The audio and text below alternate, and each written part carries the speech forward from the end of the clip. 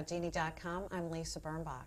What if you're having an awkward night, everything goes wrong, and your social life is unraveling in front of your eyes, and you're out with people from work? What do? Sarah Ivins is here. She's the editor-in-chief of OK in America and the author of many modern etiquette books.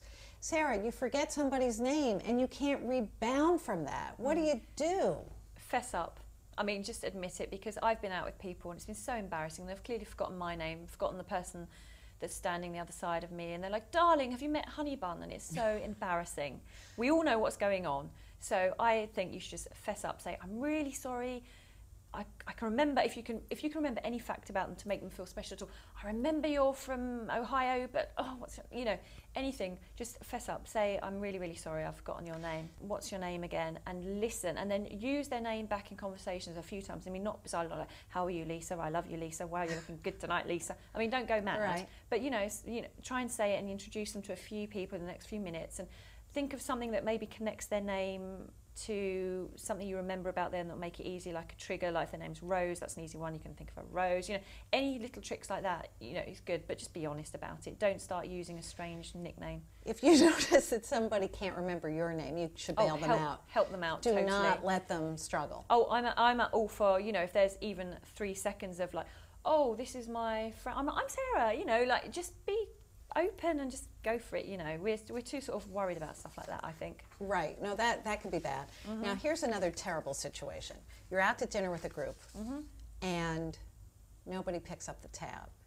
And that is awkward. And you weren't counting on being the host for the dinner. Absolutely. I mean, there's a few rules here. If you asked everyone out for dinners, if you made any implication with the invitation that you would be, I'd love to treat you all, or it's my birthday, I'm going to take my best friends out. If you've said anything like that, then, they've got reason to think you're paying.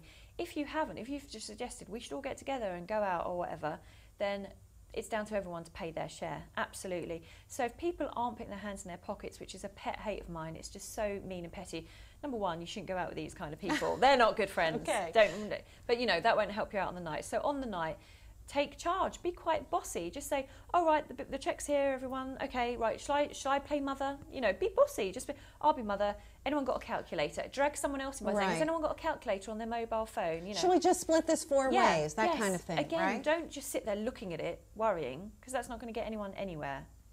Really just take charge. Be bossy. Okay, so that's not the end of the world. That's not the most embarrassing and you know what? situation. They should be more embarrassed. They won't be. Oh. They won't be. They won't. Well, again, going back to point 1, don't be friends with these people. That's awful. Okay, what if somebody grabs a check, but you really wanted to be the host of dinner? If someone wants to pay, offer twice. I mean, that's my rule. Oh, I'll get this. Are you sure? I don't mind. No, I'll get it. If you're sure, I was expecting to pay for this, blah, blah, blah. If you offer twice and then they still say, no, I insist, then that is it. Stop struggling. You don't want a tug of war in a restaurant over a check. You don't. It's embarrassing. So accept graciously and say thank you. Say thank you at the time, and then when you're saying goodnight for the evening as well, say thank you again, and just make a mental note, and you will treat them next time. It's fine. Let them pay. That's not even that big a deal. Here is a big deal. Right. You're out at a party or out to dinner or out anywhere or in. And your friend's boyfriend, fiance, husband starts flirting with you. Then what do you do? That's embarrassing.